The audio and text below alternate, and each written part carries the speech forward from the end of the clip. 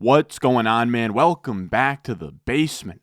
I'm Ron, and it's Saturday morning, and today is a special day as we dip our toes back into the Dynasty fantasy football landscape. It's been a while, but I figured as conference championships have now wrapped up, we have a lot of time between now and the college football playoffs, and it's week 15. Fantasy football playoffs are what they are. Why not talk some Dynasty fantasy football? So today, we're going to do our first look at this 2025 class and do a top 12 rookie Superflex tight end premium mock draft. And then also I'm going to go through some honorable mentions. So we're going to talk through probably like my top 15 to 20 players and just kind of get a feel for what the landscape is right now, what your rookie firsts are actually valued at.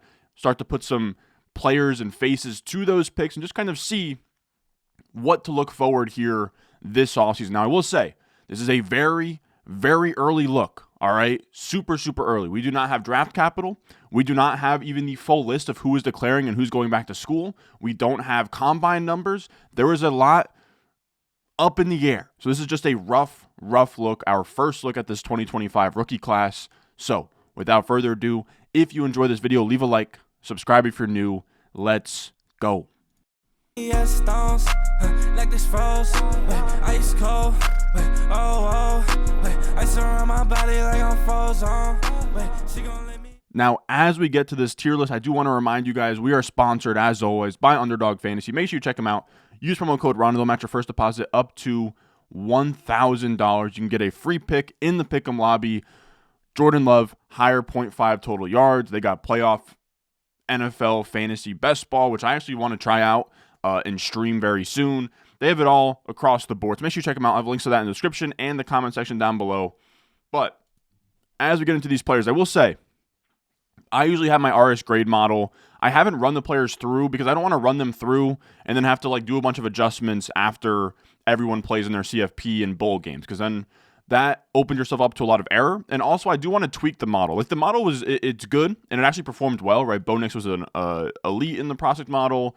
And there's a lot to be proud of, but I think it could be better. And I do want to use more recent, because it goes back to 2007. This is kind of a whole other tangent, but it goes back to 2007. I'd like to maybe make it more like 2015, 2017, something in there so we can use yards per out run, missed tackles forced, and some other cool metrics that we didn't have access to back then. And the game has changed since then. So I didn't put any of these guys through my model. I kind of looked through how they'd stack up in my database and looked through that kind of stuff. So this is just a rough look is what I'm trying to say here. None of this is set in stone, but we have our tiers here: 101, early first, mid first, late first, and then honorable mentions. So the 101 to me is pretty undisputed. I think everybody has him as their 101. This is probably the best running back prospect we've seen since Bijan Robinson. I think it'd be really close between him and Bijan. Jeanty would get edged out in terms of production, whereas Bijan would have the pedigree of going to Texas, being a 5-star recruit. But Jeanty is doing stuff that we haven't seen before in college football since, like, what comes to mind is Melvin Gordon, and I think that's kind of a decent comp for quality of prospect. People really forget that Todd Gurley was in that draft class, but Melvin Gordon was an absolute monster in terms of his production. When we look at Jeanty, what he's done, I mean, it's nuts. Last year, he won Mountain West Player of the Year, 1,300 rushing yards, 14 rushing touchdowns. And to me, the biggest thing, of course, you have this like Heisman candidate season across the bottom, right? 2,500 rushing yards, 29 rushing touchdowns, 20 catches, 116 yards. But to me, what really sticks out is that receiving line. 43 catches as a sophomore. That means he can do it all. He is not just a one-dimensional runner between the tackles. He has a season of over 40-plus receptions on his resume. Now, I will also be honest. I watch college football, but I do not watch, I haven't dug into the all-22 and all these players. So most, it's going to be what I've seen from watching college football, and then really mostly just what the numbers are saying. So he's 5'9", 216 pounds. He's a 3-year producer. You can see even his freshman year, 821 rushing yards, 7 rushing touchdowns, 14 receptions as well. I don't know why the receptions kind of dipped this season. I would just imagine that, he's ripping off runs of 40, 50-plus yards, so why even feed him in the receiving game? But early declare, produced all 3 years, will be 21 years old as a rookie. All of that is beautiful. He is a generational running back, maybe not generational. People use that word too much, but I would say an elite, bulletproof, no doubt prospect. You put him next to McCaffrey, Bijan, and Saquon, 3 of the best running back prospects we've seen over the last 10 or so years. And in terms of points per game, he stacks up with them every step of the way. This is from Campus to Can, where it just looks at your first year, second year, third year, how much points per game you put up in terms of PPR. And his third year is a tier above the rest. His second year is tied right there with McCaffrey. His first year, on par with that dotted line of an RB1 season. Now, in the past, I've used other stuff like adjusted yards per team play. I kind of think like I do like the idea of just points per game. That's all. That's at the end of the day what we're solving for. We want to know who's going to score points per game in the NFL, and I do think it's just easier to convey to you guys. If they put up points per game in production in the college, they're probably going to do that in the NFL. I will say the only flaw for Jeanty, if you wanted to poke holes, would just be strength of schedule. He's playing in the Mountain West, but his game against Oregon, 25 carries, 192 yards, 3 touchdowns, 8 missed tackles forced, 3 runs of 15 plus versus the number 1 team in the nation that they only lost by like 3 points to. So the minute he gets drafted, he'll be right in that tier in my eyes with Bijan, Gibbs, and Brees as like a top 4, top 5 dynasty running back moving forward. Now, moving on from that, I know you guys don't want to hear me yap about Ashton Jeanty because it's pretty consensus at this point, but we have Tet Mcmillan as my 102. Now, he is super, super clean. He is going to be flirting with legendary status in the RS grades, and he's up here. You got to remember, projected draft capital is kind of huge at this point, and he seems to be, as it stands today, a projected top 10 pick. I don't think that's going to change. I don't know why I'm struggling there, but he looks very solid, very good. He came in second to Blitnikoff, behind Travis Hunter. Super clean prospect. His career yards per route run is 2.37. Anything over 2 is damn good. And then in terms of just his points per game, next to the other top 10, the last 5 top 10 picks, which would be Garrett Wilson, Drake London, Neighbors, Odunze, Marvin Harrison Jr., he stacks up very well. Freshman year, it's Drake London, then it's McMillan. Sophomore year, it's McMillan all the way at the top for points per game. Third year, a little bit of a down year this year, but still in the mix with the rest of these guys, right? Not quite what London did, but he's right in that mix of, Garrett Wilson, Marvin Harrison Jr., McMillan is right in there. And that's really not McMillan's fault. It's really just that the Arizona passing offense kind of took a dip. His market share stats all look great. 3-year producer, super, super clean. And then also he has a ton of size. He is out here listed at 6'5", 212 pounds. Like, he looks like a Nico Collins, a Mike Evans. I'm trying to figure out, because like he's not as thick as Mike Evans. I'm trying to think of kind of like the great 6'5" wide receivers in my time. Like, honest, that's kind of like AJ Green size. I know he was more like 6'4", but he'll be 22 as a rookie. So that's a little bit older than you'd like for a 3-year guy, but we're nitpicking here. I will say, we're starting to see with Marvin Harrison Jr., the idea of, do we really want an X wide receiver? Maybe we want more of a Ladd McConkey, right? The slot flanker, you can get easy targets, you can get the layups, because the issue we're having with Marvin Harrison Jr. right now is Trey McBride is getting all the easy stuff, all the screen stuff, all the, easy targets. Marvin Harrison Jr. has to go out and get it as a big boy receiver, but that's really nitpicking. Like, McMillan, again, he can be your Nico Collins, Mike Evans type. It's going to be, of course, it's a higher threshold to get there because you have to be really, really good to produce at an elite level in that role, but I think that he absolutely can. And the only concern you'd have with that archetype and with that size would be contested catch merchants, right? So we have this metric called contested target percentage. So what percentage of your targets are contested, and anything above 25% is where it gets scary, right? These are first-round draft picks since 2018. First-round draft picks since 2018, and their contested target percentage. So what percentage of their targets are contested? Quinshon Judkins and N'Keal Harry are the big red flags. Now, Tet Mcmillan is right after them. So that's a little bit scary, but he is in the same range as, Marvin Harrison Jr., Jamar Chase. It gets a little bit, you go to Rashad Bateman, Treylon Burks, Jalen Reagor.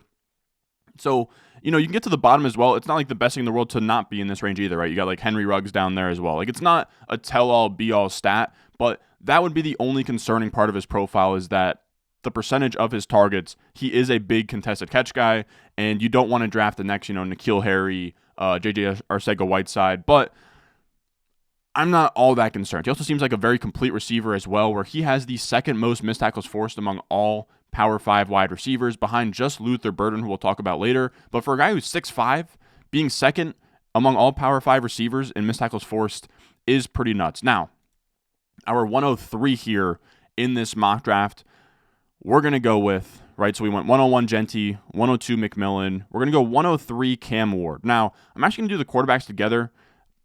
Maybe this is wrong, but I kind of see them as 1A, 1B. They're very much getting valued the same in my head. And what it just comes down to is that as it stands right now, these guys are both projected to go, like top 3 in mock draft database. I would really say like they're both pretty much locks to go top 10.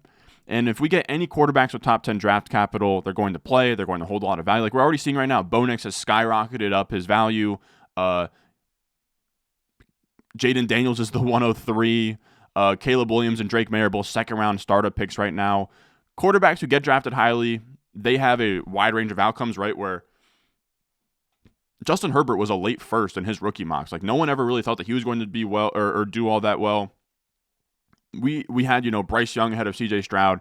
No one knows everything when it comes to quarterbacks. So when they get top 10 draft capital, you just have to value them as this asset that has this pretty crazy range of outcomes where if they don't do all that well their first year, right, like Caleb Williams isn't crushing it by any means, and he's still like a round 2-3 pick in startup. So you have that leeway where the floor is great, but then you also have the ceiling where Jaden Daniels for a second there was like in contention for 101 in startups through the first 7 weeks, and then you can offload that value. So with quarterbacks, you have to be really particular with how low you put them, even if you're not crazy about them. Now, with that being said, quarterback's a dynasty asset. For me, I can't put them much lower than 103, 104 at this point in the same tier with McMillan because of the upside and the high floor of the asset. But they're both not like the sexiest quarterback prospects of all time, where Cam Ward had a weird story where he went to Incarnate Word, and then he went to Washington State, and then he goes to Miami, and now he has this monster 5th year. So it's more like Jaden Daniels than it is like this clean progression of a career, which is what Shedeur Sanders had, right? He was at Jacksonville State for 2 years, then Colorado. Across the board, he's been solid and steady at both of those destinations. For Cam Ward, it was more of a, mid, and then went really crazy in his final year. But we've seen that with Jaden Daniels. We've seen that with Joe Burrow. We've seen that with Cam Newton. We've seen that with, I guess, kind of Bo Nix a little bit, but it's not all that rare. Now, I give the edge slightly to Cam Ward, but I could just be, I don't feel all that strong about it. Now, I will say the big narrative that is so confusing to me, both of these quarterbacks are 22 years old, but because Cam Ward is playing in his 5th year and Shedeur Sanders in his 4th year, it's seen as Cam Ward is this super, super old quarterback prospect. He's only 22. Him and Shedeur Sanders, I think, will both be 23 in week 1 of the NFL season. So I don't really see the age thing as a big deal. And Cam Ward is outplaying him at the same age this season. When we look at this quarterback leaderboard from at FBall_insights, you can see Cam Ward has the best EPA per play among quarterbacks. He's the best QBR among quarterbacks. He has the best PFF grade among quarterbacks. His 17% pressure to sack rate is better than Shedeur Sanders' 21%. His 9.5 ADOT is better than Shedeur Sanders' 8-yard ADOT, where Shedeur Sanders is kind of like a pocket quarterback, low ADOT, smart with the football, good completion percentage. He's not going to turn it over, but I struggle to see monster upside. For me, I don't know. I don't want to speak out of turn, but just from early looking at his profile, he looked kind of like a Teddy Bridgewater, Teddy Bridgewater, Jared Goff, Tua, those types kind of seem like what is in his range, but you could have said something similar for CJ Stroud. So I don't want to discount Shedeur Sanders too much, whereas Cam Ward, I think that his range of outcomes are a little bit more wide, but that probably lowers his floor. But I do like the fact that his pressure to sack rate has been lower than Shedeur Sanders across the board, where Shedeur Sanders has been known, even with the bad O-line at Colorado, to take a lot of bad sacks. When we look at EPA lost on sacks, Shedeur Sanders is in the top 5 for most EPA lost on sacks. Cam Ward is nowhere near the top 5 in terms of EPA lost on sacks. So we can also sort of compare them here, where you have Cam Ward higher yards per attempt, higher yards, 36 touchdowns to Shedeur Sanders 35. They're very, very similar. 28 big-time throws to Shedeur Sanders 26, but Shedeur Sanders has about half, or maybe a third, of the turnover-worthy plays. So just something to think about, where it seems like Shedeur Sanders he's more safe with the football, but he does take more sacks. Cam Ward has a little bit more rushing upside, but like really not a ton. Like neither are going to give you Lamar Jackson, Jaden Daniels level rushing. They're really, more in kind of like the Burrow area of things, or like Herbert when he's not trying to run. More like, 300 rushing yards, 400 rushing yards, and like a couple of touchdowns. But they're both interesting. Again, if you're going to get drafted top 10, you have a lot of upside in Dynasty, even if you're not in love with the quarterback prospects. Like they're by no means like, I don't know, they're by no means like the best quarterback prospects we've seen in a while. But again, if they get drafted top 10, you have to respect that. And you have to look back at, remember, people thought about the same way with Deshaun Watson and Pat Mahomes. Neither of those guys were drafted in the top 10. They were drafted, like 10 and 12 in that class. Now, moving on to the mid-first tier. So these are guys that I would just have as kind of like if I have a random first, if I'm like the 105, 106, 107, these are guys that I would start to put names to the picks on. And first up, we'll have Luther Burden, our wide receiver 2 here out of Missouri. And he's a tough one. He's somebody that like preseason would have been like right here. But he's taken a step down this year. And it's not really all his fault. The Missouri offense has just been absolutely brutal. And it's really hurt him. When you look at his production here in terms of points per game next to the rest of the receivers we talked about earlier, or really just the last 2 classes, where it's Marvin Harrison Jr., it's McMillan we just talked about, Neighbors and Odunze. Luther Burden in year 1 stacks up very well to Neighbors and McMillan. Year 2, he's right up there with Marvin Harrison Jr. and McMillan. Year 3, though, he is bottom of the totem pole here. And again, it's just that the Missouri offense has been miserable. And then he also has this really like gadgety role, which is scary, right? This is where you start to get vibes of like Rondale Moore and Wan'Dale Robinson. And just guys that have been tough to trust in the past in terms of just like guys that you have to scheme touches to. You'd like to just have a wide receiver who can get open, command targets, but he is definitely very good. Like when we look at that chart from earlier, Luther Burden, he still leads the entire college football landscape in missed tackles forced. He did add on the ground in his career 9 carries, 115 yards, and 2 touchdowns, so he's very dynamic. In his second year where he was very good, 86 catches, 1,200 yards, 9 touchdowns. Now, I do want to pull up like what he's done this past season, and this is why it's tough with him. His third year, pretty brutal. Pretty brutal. For a guy who's supposed to go like, first round, 61 catches, 600 yards, and 6 touchdowns. But like I said earlier, he added 9 carries, 115 yards, and 2 touchdowns on the ground. For his entire career, he gave 34 carries, 234 yards, 4 touchdowns. So he's like very much, and this is where you start to get scary as well, is anybody who compares to Deebo Samuel usually ends up sucking. Like that's kind of how it's been over the last few years. I do want to check as well. The passing offense has just been bad. They have 2,600 passing yards and 12 passing touchdowns. If you look at 2023, they had 3,400 yards, 23 touchdowns. So it's kind of an environment thing. It's a usage thing. You'd want more production in his final year. And this is kind of like where he profiles. He has an ADOT in terms of his career stats. He's an ADOT under 10 yards, and he has a slot percentage of 61.4%. These are other receivers drafted in rounds 1 through 3 over the past few years where they have an ADOT under 10. They have a slot percentage over 50%. And he kind of profiles like I just think that Jalen Waddle is not a terrible comp for him. You can see as well, 33.7% missed tackles forced per reception, the highest on this list. Like I think, like Waddle's a good comp. London, Christian Kirk, JSN, Josh Downs, like those are his higher end comps for what he can be in the NFL.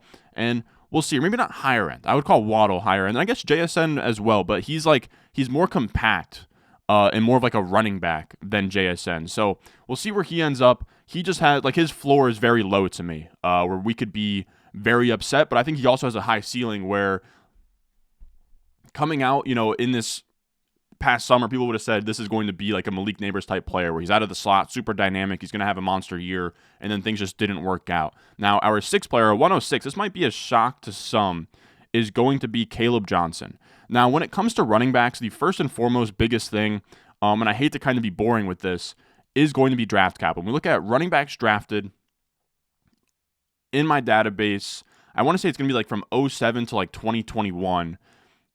running backs drafted in round one, their points per game through their first 3 seasons is 13 points per game. That drops down to 9.39 in round 2, 9.11 in round 3. And you can see there's pretty much tiers here where it's round 1, then it's round 2 and 3, then it's round 4 and 5, then it's round 6 and 7. So anyone that has first round buzz, which is what Kaleb Johnson has right now, a lot of mocks, as crazy as it is, like Ashton Jeanty's locked to go first round, but right now the next name to also go first round is Kaleb Johnson. This is from Dane Brugler's most recent mock. He said Kaleb Johnson goes 25 to the Chargers. Jeanty deserves every bit of praise he gets, but he isn't the only running back in this class who will be considered in the first round. Johnson is a well put together athlete who runs with equal amounts of power, patience, and quickness. Add in that he doesn't fumble and is reliable on passing downs. You don't have to squint to see why Jim Harbaugh might go in this direction. So he's been getting a lot of love from the NFL. And to be honest with you, any running back who goes in the first round needs to be considered inside of the top 6 picks at absolute worst. Like if Kaleb Johnson went in the first round, yeah, I'd probably put him ahead of Burton. But for right now, it's kind of like up in the air. It's tough when we don't have real draft capital. And I don't want to do like it feels too far out to do like a mock draft with landing spots. So I just want to give you my rough idea. But Kaleb Johnson's, he is a strong prospect. He is 6 foot, 225 pounds. He'll be 22 years old as a rookie. 3-year guy. We look at his production here in terms of points per... No. This is the one. Oh, come on. Any of these points per game? Yeah, this is the one with points per game. We look at the points per game for him. We're going to talk about Omarion Hampton in a second. But rookie year, first year, he did okay. Second year, not a ton for Kaleb Johnson. And this last year, really, really good. He's right there with Omarion Hampton. He's just below Ashton Jeanty. Huge breakout year. And then kind of the icing on the cake is that along with his 1,500 rushing yards, his 23 touchdowns, is that he had 22 catches, 188 receiving yards. Now, that doesn't seem like a lot, right? 20 catches, 188 receiving yards. That means you're okay as a receiver. But you have to remember that he is playing at Iowa. So when we look at your reception market share, so just in terms of the receptions on your team, what percent do you make up of that? He made up 14.8% of the Iowa receptions, which when we look at in year 3, it's right up there next to Omarion Hampton as like a legit receiving threat. And again, that dotted line is like the average RB1. So he can catch, again, a really good size, 6 foot, 225. He's going to test well out of Iowa. And as of right now, if another running back is going to go in the first round, it'll be Kaleb Johnson. But if you wanted to put our 107 here ahead of Kaleb Johnson, you absolutely can. We're going to talk about Omarion Hampton. I hope I'm saying his name correctly, but he's also, right in these. He is actually ahead of Kaleb Johnson in terms of reception market share. We look here, he is ahead of Kaleb Johnson in points per game. And in year 2, he was also a monster, not that far behind Ashton Jeanty when it comes to PPR points per game. That's because, the counting stats are just nuts with him. He had over 1,500 rushing yards in each of his last 2 seasons. As a sophomore, 1,515 in terms of rushing. 2024, 1,600 rushing yards, 15 rushing touchdowns again. And he gets 29 receptions the previous year, 38 receptions this year. So he can do it all. He can catch passes. He can run the ball. He's super, super productive at this point. He'll also be 22 years old in week 1. He's 6 foot, 219. So like a little bit thinner than Kaleb Johnson, but a lot of these heights and weights are definitely flubbed. We'll see how he tests, but this is the strength of this class, is the running back. Like this is kind of, it's funny because we're seeing in the NFL with Saquon and Derrick Henry and Josh Jacobs and all these guys, the resurgence of running back. Well, we're about to get a whole new crop. Like this is probably the best running back class I've seen. Probably like the best and deepest I've seen. I'm trying to think since like the Dobbins, Swift, JT, CEH class. But it might even be better and deeper than that. It's really one of these things. We'll talk about it in a little bit. Once you get to like 111, 112, like the 111 through like the 204 should really be running backs in this class where you're just sort of taking swings, because we're going to get 1 to 2 running backs drafted in the first round. And then on day 2, second and third round, we could see anywhere from like 3 running backs go there to like 5 or 6. So that's very, very exciting because we are in a running back landscape right now that needs young running back talent. Now, at our 108, this one was tough. We're going to go Emeka Egbuka, our wide receiver 3, our 108. And I've just kind of learned over the years with these Ohio State wide receivers, you just trust the process. If they get first round hype, in years past, I might have looked at Egbuka and said, well, he's a 4th-year guy that hasn't produced since his 2nd year. And just, look, it's Ohio State. He has a year where he was a monster. He had over 20 points per game in his 2nd year when we look at PPR points per game. Down year 3, down year 4. But when you look at the numbers, year 1, he is next to, I believe, man, I want to say that might be, or actually, I want to look that up for a second. Like, he has the built-in excuses is what I'm trying to say, but I do actually want to get the names for you. In 2021, that might have been Garrett Wilson and Olave. Yeah, that year 1, he's next to JSN, Garrett Wilson, Olave. Year 2, he gives you over 20 points per game as like the wide receiver 1 in this offense. Year 3, then that is Marvin Harrison Jr.'s year, where he gives you 1,200 receiving yards on a team that only had, 3,400 passing yards. And then 2024, this past year, he's in the same offense with Jeremiah Smith, who looks like the next coming of like Julio Jones. So the production's not always going to be there, but the Ohio State pedigree is there. He was a former 5-star recruit. He's projected to go in the first. If he goes in the first round, he has his Ohio State background. He's very clean. Like the film guys love him. Trevor Sikkema over at the NFL Stock Exchange, who I do love their channel. Shout out to them. He said that he will not have like prospect fatigue when it comes to Egbuka. He's been someone that's been on the radar since Devy, right? 5-star recruit, was a number 1 receiver recruit in the nation his year. He's now stayed all 4 years. He plays 74.5% of his routes from the slot. His comp, Trevor Sikkema, is like floor is Robert Woods, which is like not all that sexy. Ceiling is like Amon-Ra St. Brown, slot mega producer, because he has a 75% slot percentage pretty much. 6'1", 203 pounds. Career 2.61 yards per route run. So he produces, he's out of the slot, but he's much more refined. Like, right, we had the concerns last year with Keon Coleman. Would a team draft him and put him in the slot? Well, Emeka Egbuka is much more polished, where he's more of like a Juju Smith-Schuster when Juju was good. He's much more like Amon-Ra St. Brown, where he's polished, he can run routes out of the slot, and he's just really clean. Now, he won't be 23 until next October, so he's actually kind of like a younger senior as well. He was a 5-star receiver again. I know I've mentioned that before, but he's just really, really clean, and somebody that I wouldn't mind taking, what is this, the 101, 2, 3, 4, 5, 6, 7, 8. 108, that's fine to me. He's like your run-of-the-mill first-round receiver. Now, this is where it gets fun. Our 109, and you can make a case to put him a hell of a lot higher, is Travis Hunter. He is the man of the hour. Thankfully, most of us do our rookie drafts after the NFL draft. So we don't have to, I don't know. I think it's a little bit of wasted breath for me to speculate. And the thing is that nobody knows. I'm not going to sit here and tell you, well, he's going to play wide receiver on week 1. He's going to play wide receiver in the NFL, or that he's going to be the greatest wide receiver of all time. Or I'm not going to say you guys are wasting your time drafting Travis Hunter because he's going to play cornerback and they're never going to let him play both ways. None of us know. I imagine every single team is going to have a different evaluation and a different like plan of how they'd want to implement him anyways. So all of that we can kind of talk about when we get there. Now, what we have to understand here is him as a dynasty asset is just sort of, there is a massive range of outcomes. The floor is that he plays full-time corner, and he is never a player you have the confidence to even put in your lineup in a dynasty league, or even in a best ball. Maybe at best he gives you 20 catches as a rookie, and then he gets phased out by the time because that's what we see a lot of the times. I think Patrick Peterson played both ways a little bit as a rookie maybe, but a lot of the times you see these guys do it early on in their careers, and then they get old, they're not as crazy athletic as they once were, and then they kind of just get put on the shelf and they play one way. So that's something that can happen as well, where maybe he only gives you a fine rookie year of 600 yards, and then he plays corner the rest of his career.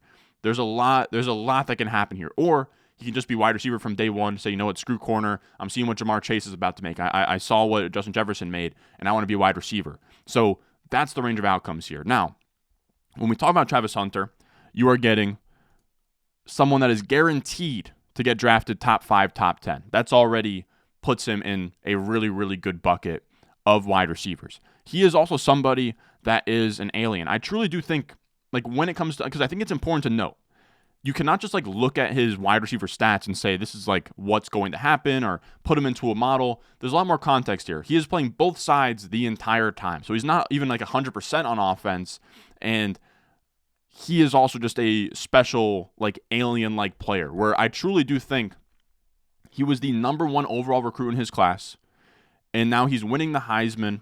It's going to happen today most likely, as a corner, where he won the Best Defensive Player of the Year award. He won the Best Wide Receiver award, even though I might have had a ticket on Tet Mcmillan and still feel very upset about that. But he is this very special player where there is this thing about Travis Hunter where I truly do think whatever he sets his mind to and plays full-time, whether that's corner or receiver, he's going to be the best in the league at it.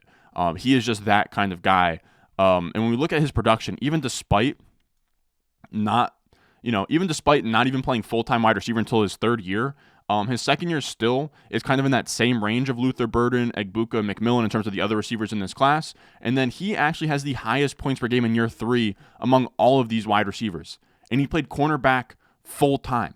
Now, usually I'm a snob for wanting like early production, but again, he has the excuse. He was playing corner. He wasn't used full-time on offense until his third year. And in his third year, he's put the production out there that rivals all of these other super, super clean first-round caliber wide receiver prospects. Now, I've gotten this question before. If you could guarantee that he plays offense, how high would you take him? If you could guarantee me that he runs 90% plus of the routes in every game for the rest of his career, I would draft him in the 101 tier next to Ashton Jeanty. I'd probably have him 102 right after Jeanty because Genty's that special, but he would go from here all the way up to here. So that's what you have to value that. At the 109, are you willing to just take a zero? Are you willing to take the possibility that he never even cracks your lineup, that he never even plays really enough snaps of offense to even put out a good fantasy score, or he could be someone that, would have been the 102 and is like a top 2-round startup pick. That's his upside. His upside is truly, we look back in a year and he's in the same tier as Jamar Chase and Justin Jefferson. That's truly what I think, and here's why. He is one of the craziest profiles I've ever seen. I wrote this tweet, and I've been tweeting a lot more about the rookie class because I was doing research for this video, but the beauty of Travis Hunter is that he's not a one-trick pony. We look at first-round wide receivers drafted since 2020, he has the highest contested catch percentage. So when you throw it to Travis Hunter, it's not a 50-50 ball. He is coming down 65.5% of the time with his contested catches. That is by far the highest in my database. Ahead of Drake London by like 10%, ahead of Justin Jefferson, ahead of Rome Odunze, ahead of Marvin Harrison Jr. When you throw it up in a 50-50 spot for Travis Hunter, he has maybe the best jump ball, contested catch, press Y, aggressive catch skills we've ever seen. But the beauty of that is like we talked about that with Tet Mcmillan. He's about like a 50% guy, but his issue is that 27% of his targets are contested. That's a little bit of a red flag. Or no, not 27%. It's like 24%. Anything over 25% is where it gets scary. But this is just one of the tools in his toolbox because only 13.81% of his targets are contested. Right? So that's in that same range of like Jefferson below 20%, Rome Odunze, Chris Olave, CeeDee Lamb. So that means he's creating separation. Like he is a really good contested catch guy, but he doesn't live off of it. So he is elite before, during, and after the catch. And I say this because only 13% of his targets are contested. So he's getting open and creating separation. He's good at the catch point because his contested catch rate is the highest we've ever seen. And then after the catch, he has a 28.4% missed tackles forced per reception rate, which is up there with Drake London, CeeDee Lamb, Malik Neighbors, Jamar Chase. So that's nuts. Before, and after the catch, he is elite. He is an alien from a different world. It truly comes down to his landing spot and how much offense you think he's going to play. Again, you could talk me into putting him all the way up to here if you'd like to. He is one of the more weird conversations we're ever going to have in Dynasty rookie drafts ever. After that, let's talk about Tyler Warren. He is my 110 here. It's tight end premium and Superflex.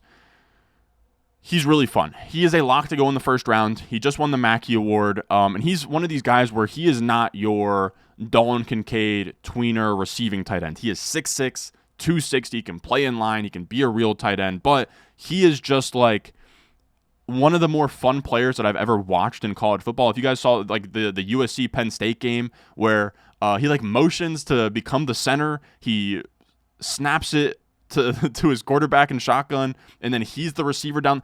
Shout out to the Penn State OC. Sometimes outsmarts himself and does some dumb stuff. He did it against Ohio State on the goal line, but he has some really fun concepts where, again, like Tyler Warren snapped the ball to his quarterback and then also caught the receiving touchdown. This is his stat line: 88 catches, 1,000 yards, 6 touchdowns. He also has 23 carries, 191 yards, and 4 touchdowns. And he's also 3 for 5 on 35 yards passing with a passing touchdown. He is good in all phases. He is a guy that you just want to get the ball to. And I think in a modern NFL, right, where we talk about these running backs that get drafted higher, I think we could see like pure all-around tight ends getting drafted higher as well. We look at his production this past year, also looks really good. Now, he is somebody that his production came in year 5, right? Like when we look at Tyler Warren, year 2, 3, 4, whatever, year 5, highest points per game on this entire list.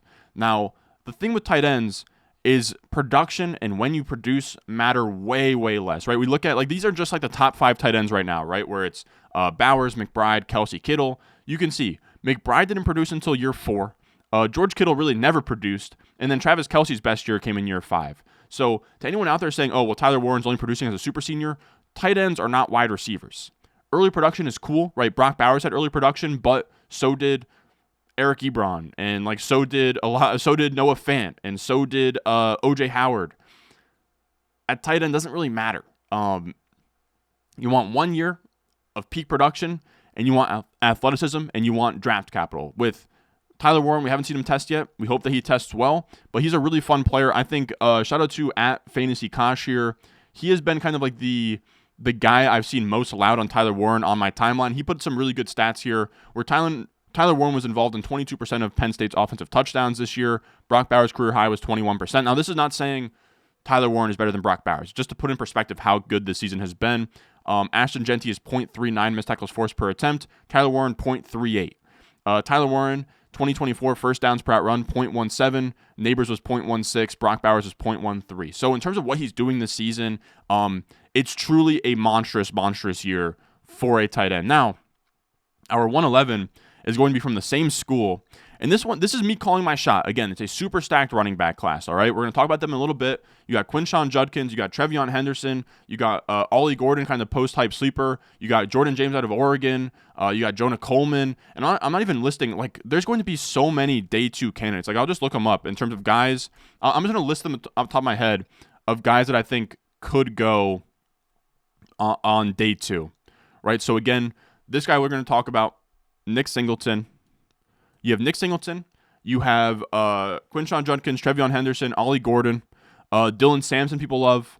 You got the kid out of Kansas, Devin Neal. Like, there's just going to be a lot of players. There's a lot of names to think about.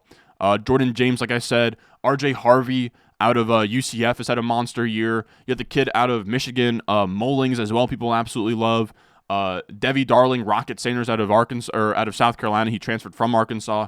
There's just so many names. I think we're going to see some of them test really well.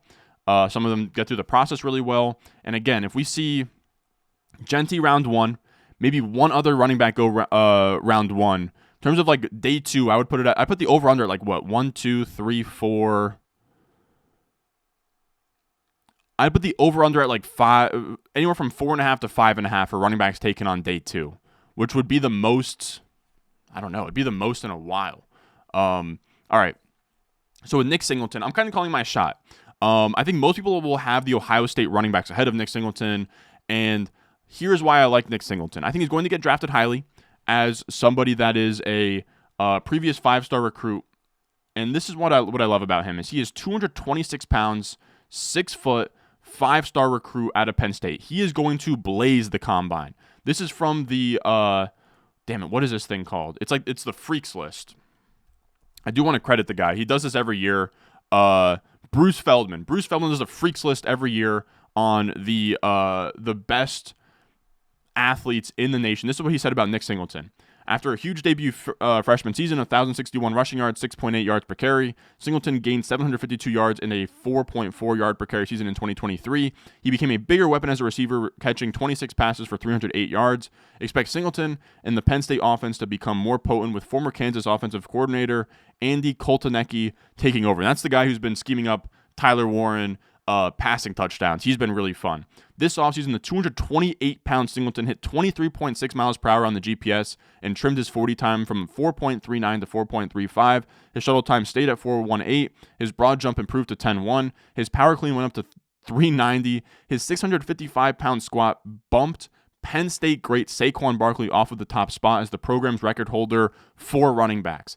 Anyone that's going to break a Saquon Barkley record in Penn State's weight room, you have my attention. Now, 439, 435, who knows? But that means, like, he's going to run in the 4.4s. He's going to be like 220 plus pounds. He's squatting more than Saquon Barkley. He is a freak athlete. I think he's going to test really, really well. He has the pedigree.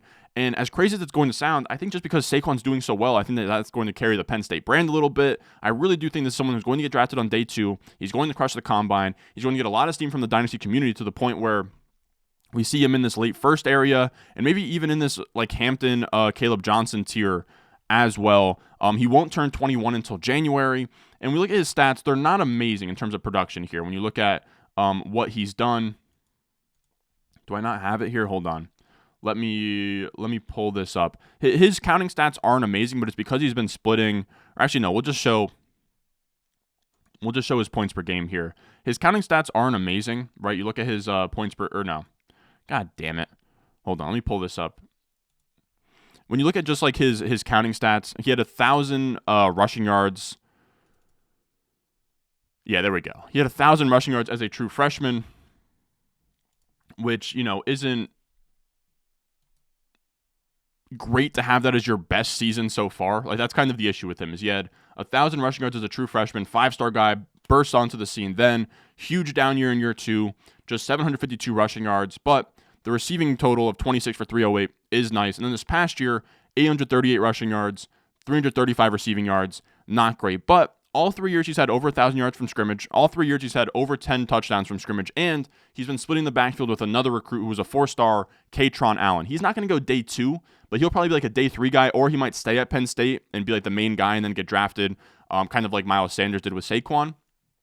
But, or, I don't know. Maybe that's like too lofty of a comparison. You get what I'm saying. Wait for the starter to go and then stay your extra year and see what happens. But that is the context. He is really explosive. He is 4th in runs of 15 or more yards in the Big Ten, despite being 15th in rush attempts. He has 37 receptions so far in the season, despite being 225 pounds with monster speed. So when I see receiving upside, when I see athleticism, when I see the pedigree, I'm all in. And he kind of looks like, again, he's not going to have the big production totals, but we've seen that from guys like, Jahmyr Gibbs and kids out of Georgia as well do the same thing, where they don't have all this tread on the tires. I think that's kind of what he's giving you in this setup. And then also, we look at his receiving market share, so just his receptions, or his market share of receptions in this offense, above the dotted line in year 2, right up there with the Omarion Hampton in year 3. So the receiving upside is there, the size, speed is there, the pedigree is there.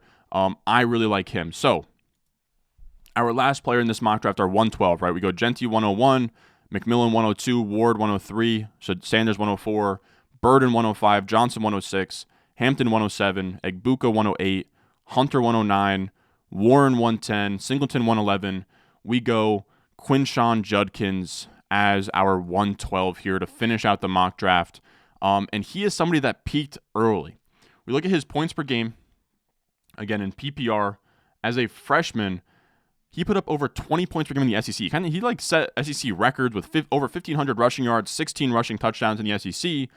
A little bit of a down year in year 2, right? He's below Jeanty, below Hampton, but still amazing. Then he decides to transfer out of Ole Miss, goes to Ohio State, splits the backfield with the guy we'll talk about next, Trevion Henderson, and his production dips. But that's kind of to be expected, like we saw with Nick Singleton.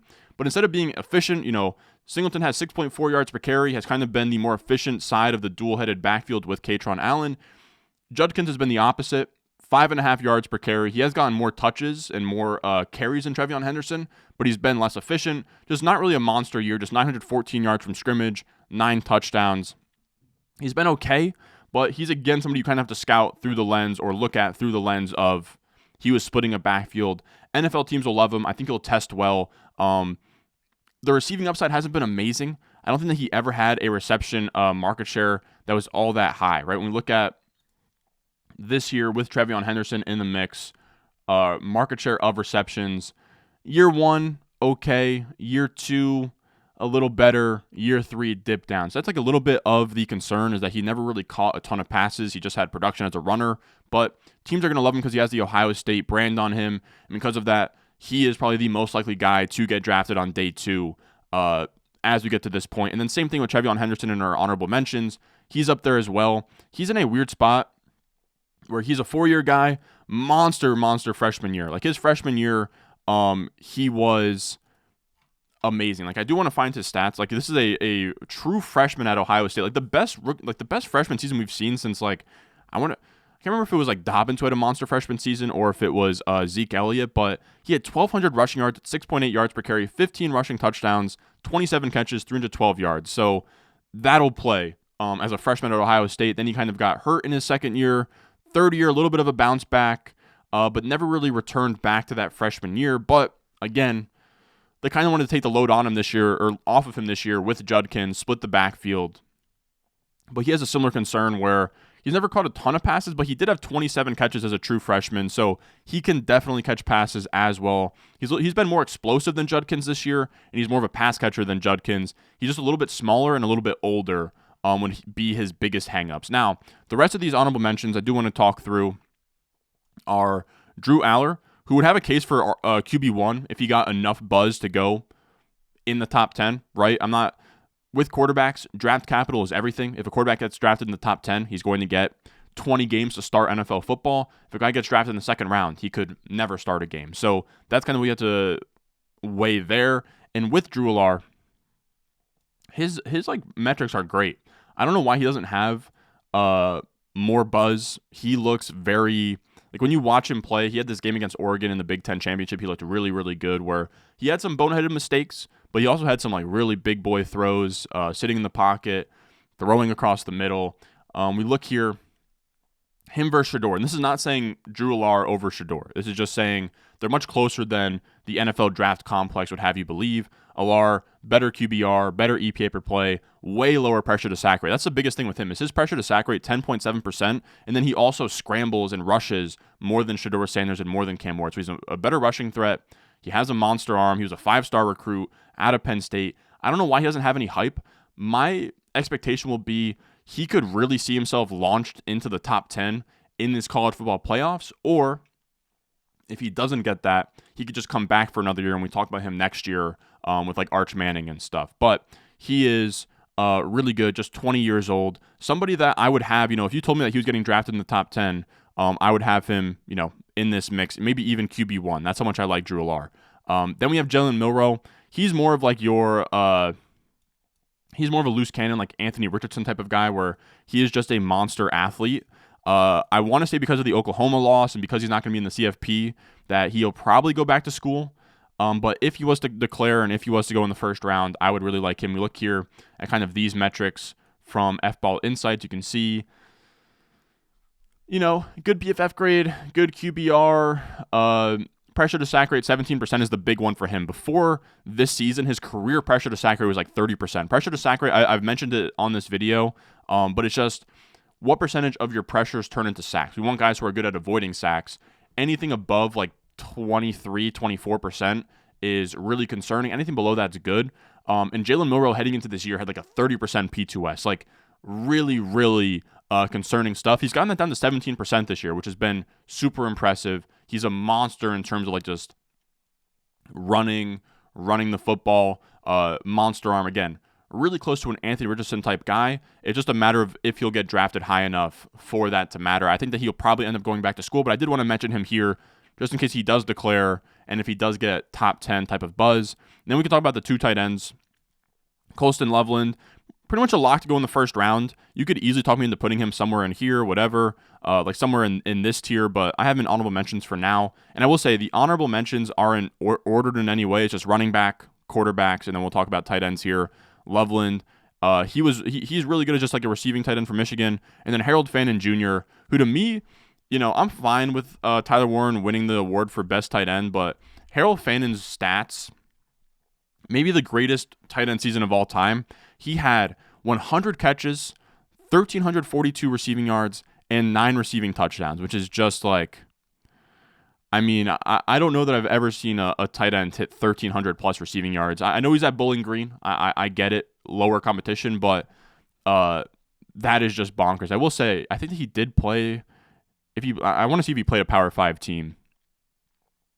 Yeah, he played Penn State in week 2, and he gave Penn State 11 catches, 137 yards, and a touchdown. Come on. Yeah, he's a monster. He's going to be one of my guys. I don't know how the NFL is going to feel about him. We also got to see how he tests, but Harold Fannin Jr., absolute monster. When we look at their points per game next to some of the top young tight ends in the game right now, right? When we look at Trey McBride and Sam Laporta and Brock Bowers and the guy we talked about earlier, Tyler Warren, Harold Fannin's 25-plus points per game is the highest across the board. It's genuinely one of the more crazy seasons I've ever seen from a tight end. Maybe the greatest season ever from a tight end. Again, group of 5, so you can put a big asterisk on it, but monster stuff. Then Colston Loveland, you can see, second year, he's right on the dotted line. Third year, he's above that between Laporta and Bowers. So both really good tight ends to think about. And then not really any wide receivers. There's a bunch of receivers, but they're kind of all in a jumble. It depends on who declares, who the NFL ends up liking. But you have like Xavier Restrepo, Tet Johnson, you have Evan Stewart, you have Isaiah Bond, you have like Matthew Golden. There's a lot of names.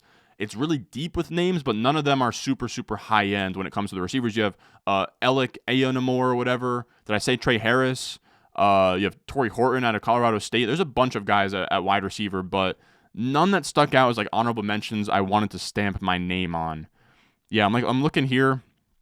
Kyron Lacey's another fun one. So we'll see. Jaden Higgins. There's a lot of names. None of them, all of them are a tier behind Hunter and Egbuka for me. So that's going to do it for us today. That is where we're at this point in the Dynasty season. It was good to get back and talk about prospects. It's always fun. I'm excited to get back into looking at my prospect model, tweaking it, putting these players through, talking about Dynasty Fantasy Football again as always. If you enjoyed, if you're looking forward to Dynasty content, make sure you're subscribed, leave a like, and I will see y'all in the next one.